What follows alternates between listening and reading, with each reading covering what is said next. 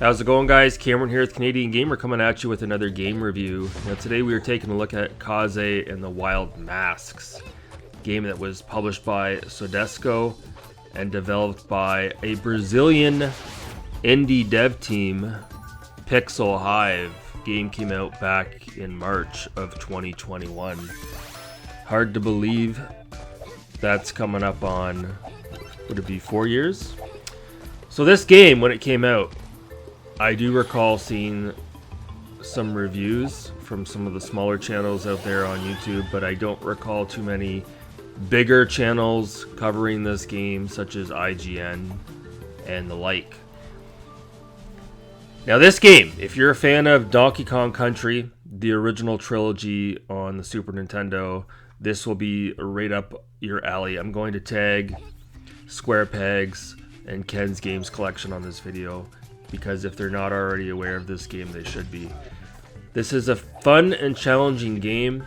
It takes place over 4 worlds, four maps, if you will.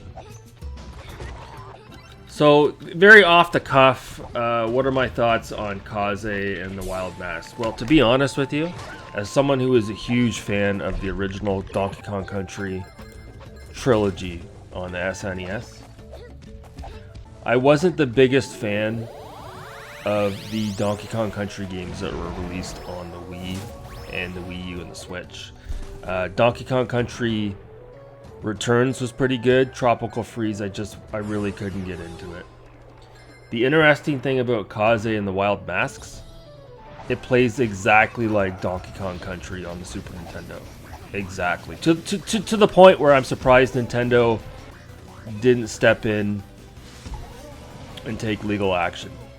And I say that in the nicest way possible. This is a love letter to Donkey Kong Country, but there are so many gameplay elements in this game, I wouldn't say borrow heavily, I would say are a direct rip-off of Donkey Kong Country. And again, I mean that in a good way.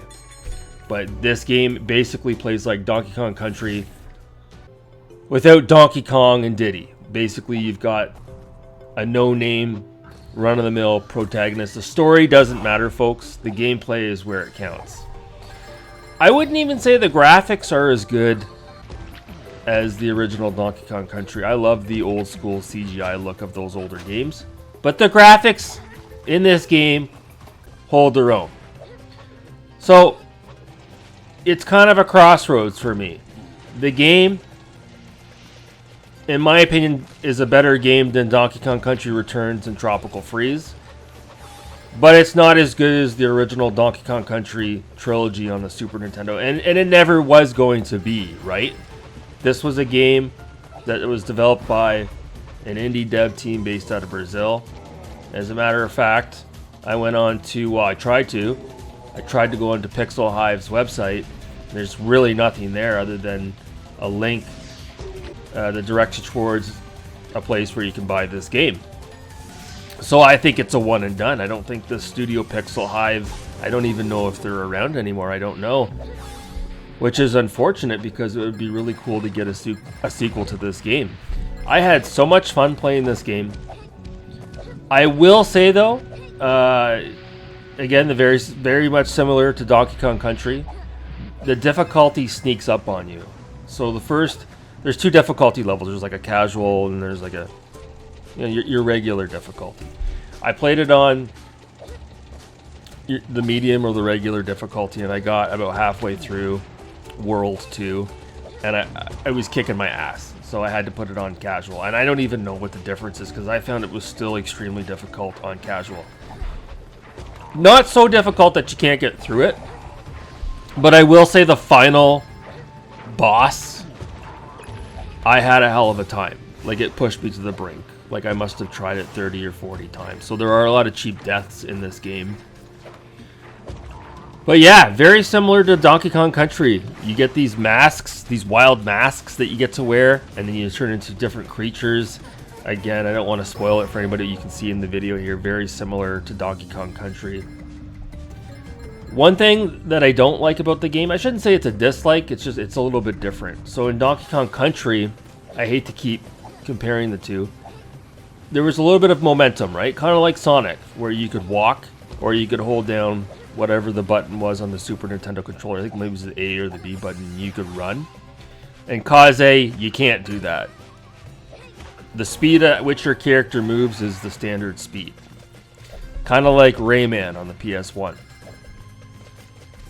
Other than that, though, the music's good. The gameplay is excellent, fantastic. Level design, not quite as good as Donkey Kong Country. The game is long enough, but again, not as long as Donkey Kong Country 1, 2, or 3. But it's long enough. You can get about 5 or 6 hours out of this game. And I got a physical copy. I got it for the Switch. I paid $40 for it. And I absolutely do not regret it whatsoever.